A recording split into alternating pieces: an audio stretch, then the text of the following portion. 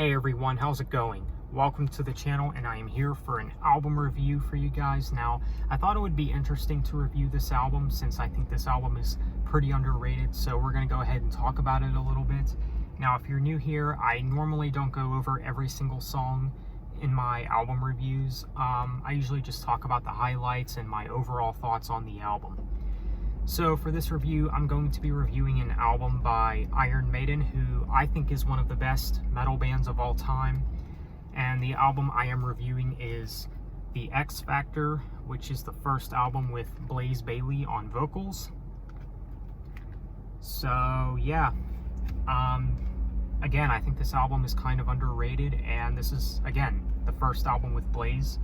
And this is, of course, a very controversial time for Iron Maiden because, this is when Bruce left the band for a bit to go pursue a solo career.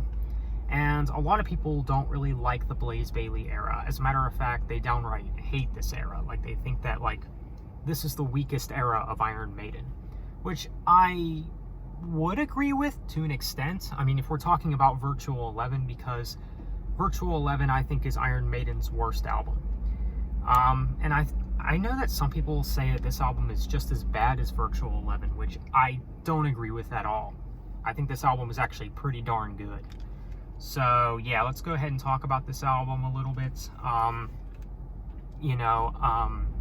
It's got Sign of the Cross, which is a really good opening track.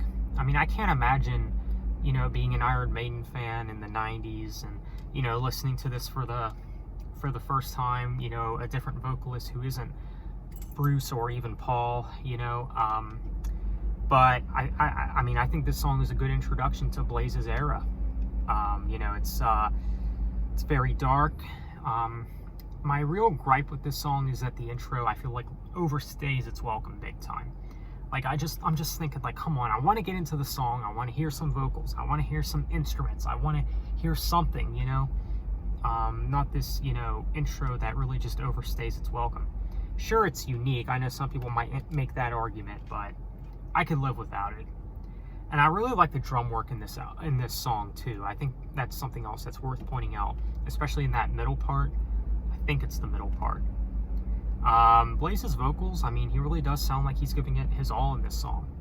But yeah, Sign of the Cross, is it one of my favorites on the album? I'm not sure, but I think it is. It might be an honorable mention, if anything. Then you got Lord of the Flies, which is another great song. Man on the Edge, which is, I think, one of the catchiest songs on the album. That just goes without saying. I think it's definitely a really good track. You also got Judgment of Heaven, which is one of the most underrated Iron Maiden songs. I really like the instrumentation. There's just something so unique about this song, and I think this song features some of Blaze's best vocals with Iron Maiden. Judgment of Heaven is definitely a great song and one of the most underrated Iron Maiden songs, I think. And definitely one of the best songs of his era. Then you got Edge of Darkness, which is, to me, kind of another underrated Iron Maiden track.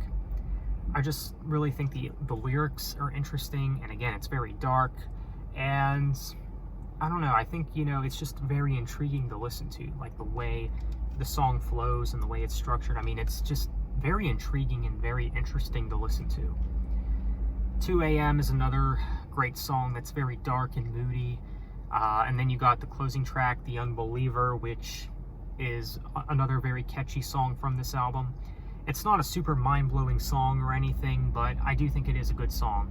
Now, some people might say that 2 AM is actually a more suitable closing track than The Unbeliever, but The Unbeliever is still a decent closing track. Gets the job done. So, yeah, I do think that this is Iron Maiden's darkest sounding album, and it might be my favorite Iron Maiden album of the 90s time. Now, sure, overall, it's not one of their best albums. It's not as good as their 80s work, that's for sure. But I think for what this album is, it's pretty good. So as a score, I'll have to give this album, maybe a 7.5 out of 10. That seems about right for me. But yeah, definitely a great album. I mean, It's not one of their best, like I said, but I think it's, it's a good album. So that's my review for The X Factor by Iron Maiden. If you are someone that doesn't like this album, if you're a Maiden fan and you don't like this album the first time you heard it, please give it another chance, because it's actually a pretty good album. So there you have it, guys. That is my review. So let me know what you guys think. Thanks for watching. Have a nice day and take care.